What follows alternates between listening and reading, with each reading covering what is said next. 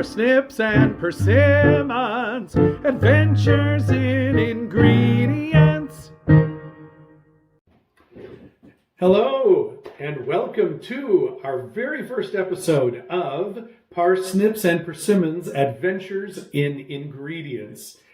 My name is Lawrence Rush. I am really excited to tell you about what we're going to be doing here.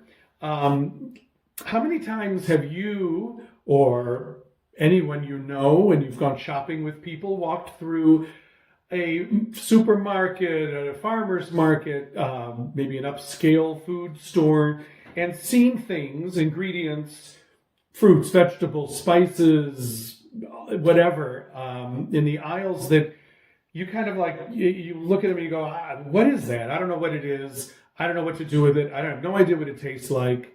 Let's go find the broccoli, okay? I know broccoli, I know asparagus, I know what these things are, but you know what? You're leaving out probably 3/4 of different ingredients and foods that you may grow to love. So I'm here to show you these ingredients. We're going to do one ingredient per episode, and I want to have you eating some new things and experimenting and really enjoying all the different foods. I think most of us have tended through life to kind of eat what we know. We eat the same sort of, 15 dishes that we know how to cook and we know what they are, and we just rotate through those and we don't really expand our knowledge and try out some new things. Well, I'm going to have you trying out some new things. I guarantee it. So let's get right to it. Today, since we're called Parsnips and Persimmons, I figured we would start with the parsnip. So a lot of us know what a parsnip is. I think we've seen them. I think we don't really know what to do with them. Certain cultures use them more than others. I live right now in Berlin, Germany. And in Germany, where it's called Pastinaken, they have parsnips around pretty regularly. And, in the wintertime, it's a winter vegetable, a winter root vegetable. Goes from fall to spring. But they have them here pretty often, and they tend to use them mostly in soups. And your grandma might have put one into when she made chicken stock, put it in with the turnip and the carrot and the celery and all of that to help flavor it. But very few of us have actually eaten it and know what it really tastes like. And it's delicious. It's really a delicious vegetable. Let me tell you a little about it. It comes naturally from Eurasia, although it has traveled to other places like the United States, North America, and where it's grown a bit, but not a whole lot. It's grown more in Europe and Asia. It looks sort of like a carrot, right? It looks like a kind of whitish carrot. It doesn't taste like a carrot, though. It actually looks very similar to another vegetable even more, which is the parsley root, which is another vegetable we're going to be talking about at some point. So really make sure you look at the signage. Usually the parsley root has some greens attached to it, parsley. These do not, as you see, okay? These, and for a very good reason, because they're poisonous. You don't want to eat them. They're actually poisonous in a strange way. They are poisonous when out in the sun, and when you touch them, they can give you a rash, or actually really cause blindness if you happen to rub your eyes with the sap or the greens, I think, in your eyes will not be good for you. So I'm assuming the farmers wear gloves when they're taking these, when they're harvesting these. But you don't have to worry about it because they really almost always, I've never seen the greens on them before. So that's a good thing. They do need to be either peeled a little bit or just very nicely scrubbed, because there's a lot of nutrition in these. They're very low in calories, very high in fiber, and they also have a good amount of vitamins, K, the B vitamins, C, potassium, folate, and a lot of antioxidants, but they're right below the skin top, the peel here. So if you peel it, you don't want to peel too much, okay? Because you want to get those nice ingredients. What does it taste like? Well, it's very sweet. In fact, it was used by the Romans way, way back in Roman times as a sweetener before sugar came around, and we found that. So it's very sweet and in a very kind of nutty, earthy, aromatic way, different from a carrot. Carrots are also sweet, beets are also sweet, but these have a real unique flavor that I think you're going to love. Let's cut one open so you kind of get a sense of what it is. See, I got 3 here. You see they range in size, and these had their tips cut off. Often you'll see that in the supermarkets, they'll cut the tips off. If you get them in farmers markets, you'll see a whole one with the tip. I think for packaging purposes, they probably cut it off, and you can't do a whole lot with this very small tip at the end. These can be very small, even half the size of this, or large, even bigger than this. You don't want the real large ones, because the inside has a core, like a carrot does, with that circular core in it. But it's a lot more fibrous and woody the bigger they get in a parsnip. So you may need to cut a little of that out if it's a bigger parsnip and it seems very fibrous and woody. So I'm going to go wash one really quickly here. And we're going to cut it open. And you'll see what it's like inside. So I just washed it, got a little of the more dirtyish looking spots off of it. And we're going to cut this brown end off because that's been in the air, oxidizing. And you don't want that part either, so you're going to cut some of that off. So you see there's that beautiful circle right in the middle. If we cut this in half lengthwise,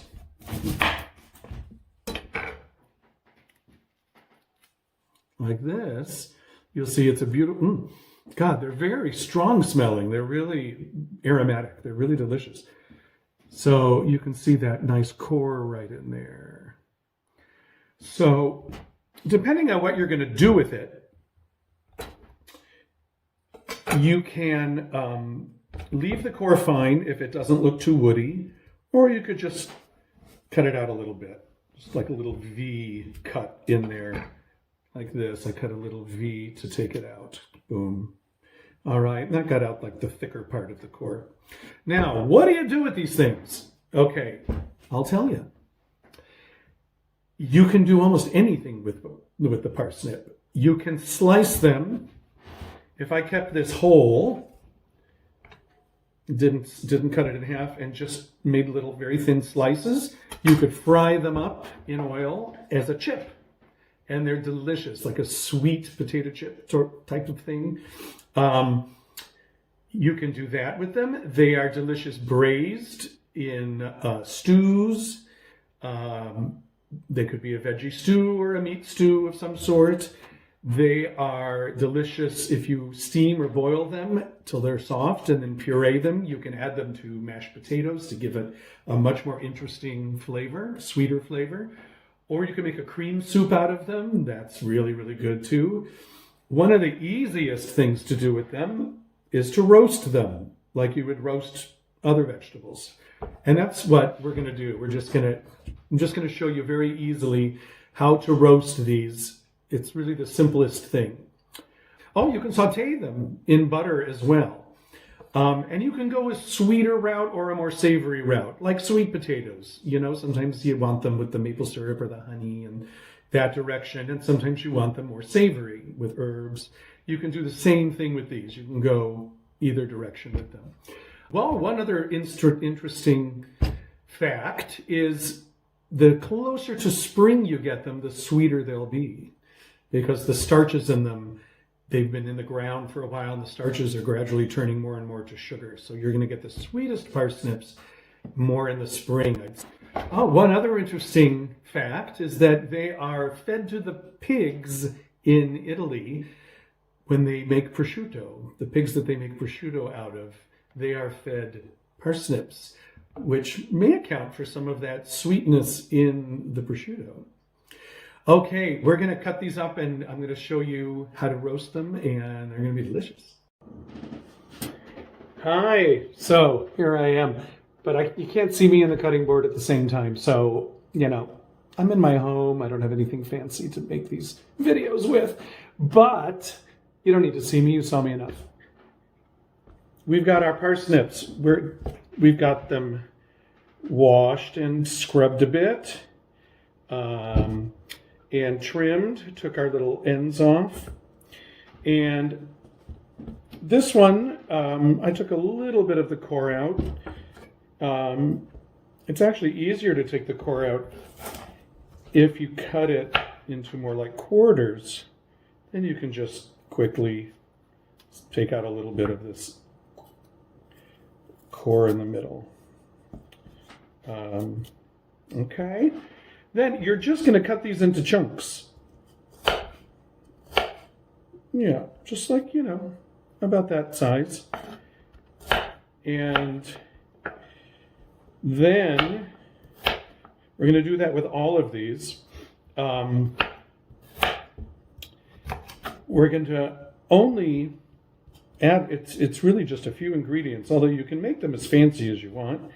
But I find them perfectly delicious with just some olive oil, salt, pepper, and you can put some dried herbs on them of your choice. I like herb de Provence, or a nice herb to put on it, because it has a bit of sweetness to it, which goes nicely with these. Herb de Provence is a mixture of rosemary, lavender. I have to check exactly what's in it. I'm not 100% sure. But I know it has rosemary and lavender, and probably thyme. Okay, I just wanted to scrape a little bit more of this darker peel off. Okay, but I don't want to get rid of the nutrients, so I'm going to cut this one up. Let's cut it this way first. How's the core look in this one? This one looks okay. The core is not spongy or too hard. So let's just go ahead and cut these into chunks. You can eat parsnips raw, but I don't know of anyone who does. I don't know. Let's see what it tastes like. You're going to see a first here. I'm going to eat something for the first time in front of you.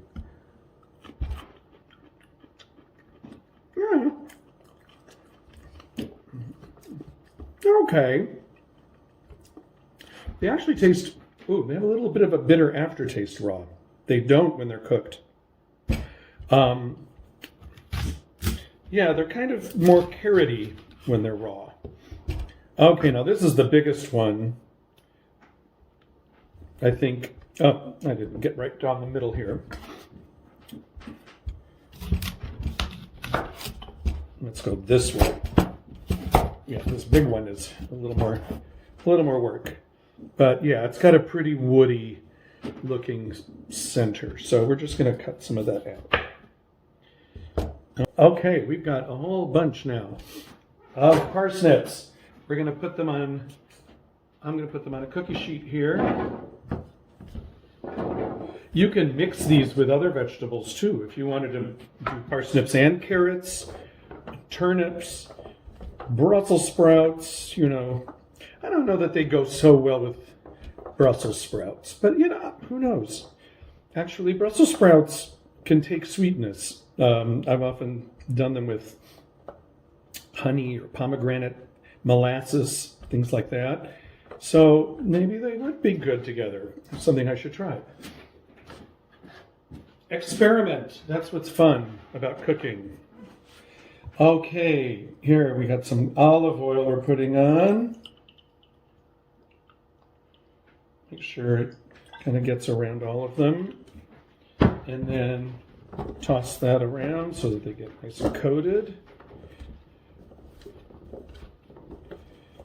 And then we're going to put some salt, pepper, and herb de Provence on them.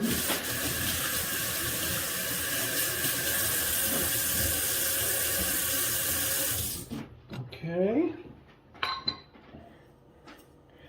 I've got this salt I ground up myself because I'm crazy. And I think I'm out of it. No, there's some at the bottom. Okay, come on out. There we go. Just get them, sprinkled with salt.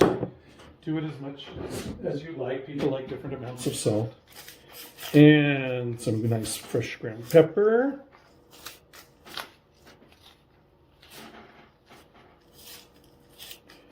And then my herb de Provence.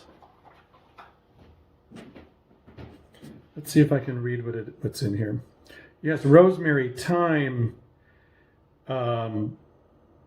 something I can't read. It's in German. Basil, oregano, marjoram, the tarragon. Oh, in this mix there is no lavender, but I have seen it with lavender too. Anyway, it's a nice mix of all kinds of good herbs. So just sprinkle some of that on it. Now, if you can also roast them without the herbs and then make like an fresh herb butter. And you can add that at the end. All right, that's it. That's all I got to do. Put them in a preheated 375 to 400 degree oven and roast them for about a half hour. Yeah, about a half hour. Okay, check them halfway through. They're going to brown on the bottom. Then you can flip them over, and then they will be nice and browned on the other side. Hi, we're back. We're just about ready to take the parsnips out of the oven, but I just thought you might be thinking to yourself, "Who the heck is this guy? What am I going to learn from him?" And you'd be right to think so. So let me tell you just a little about myself. I am originally from Cleveland, Ohio, and moved and lived most of my childhood in Los Angeles. Then lived in San Francisco for a while, and then New York City for 27 years before moving here to Berlin a couple of years ago. I am a self-taught chef. I have worked in catering, private events, and I even cooked for a rectory for a while in Berkeley, California. And then I was the pastry chef for a few New York restaurants in Manhattan and Brooklyn, and then started doing cooking classes with my company, Cooking a Cappella, cooking classes with sing-alongs, because I am mainly a singer and composer. I sing opera, musical theater, different kinds of things, and sang with San Francisco Opera quite a long time ago.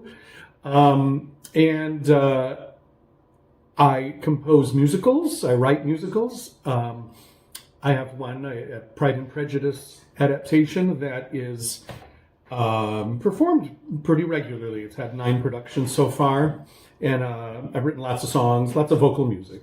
So maybe you'll hear me sing a little bit. And then I'm also a teaching artist for different organizations, going into schools doing arts programs here in Germany, and then I did it also in New York. So music and food, those are my things. I think it's time to take these out of the oven.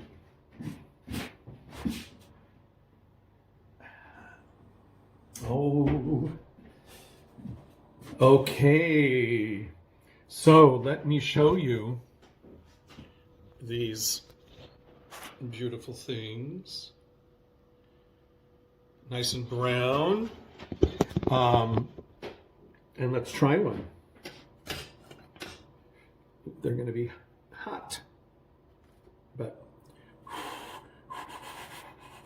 we'll blow on it first.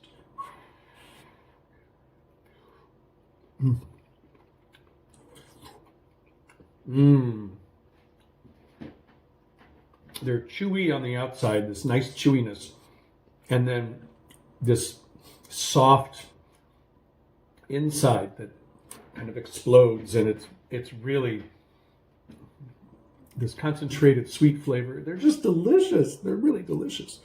You've got to try them. Okay. Now, once you take these out, they sort of dry up and shrivel up a little bit. You might toss them with some butter, or if you're going the sweet direction, with some honey. But anyway, they're delicious. So please go out and buy some parsnips when you see them. Add them to your stews, add them to your mashed potatoes, make chips out of them, roast them like we did here. Okay? Expand your horizons and try these new and exciting ingredients that are right under your nose. Okay? They're not hard to find, really. Wonderful. So our next episode, guests, it's going to be persimmons because, parsnips and persimmons. Persimmons are one of my favorite fruits, and they are really two different fruits. Enjoy, and we'll see you next time. Bye-bye. Parsnips and persimmons, adventures in ingredients.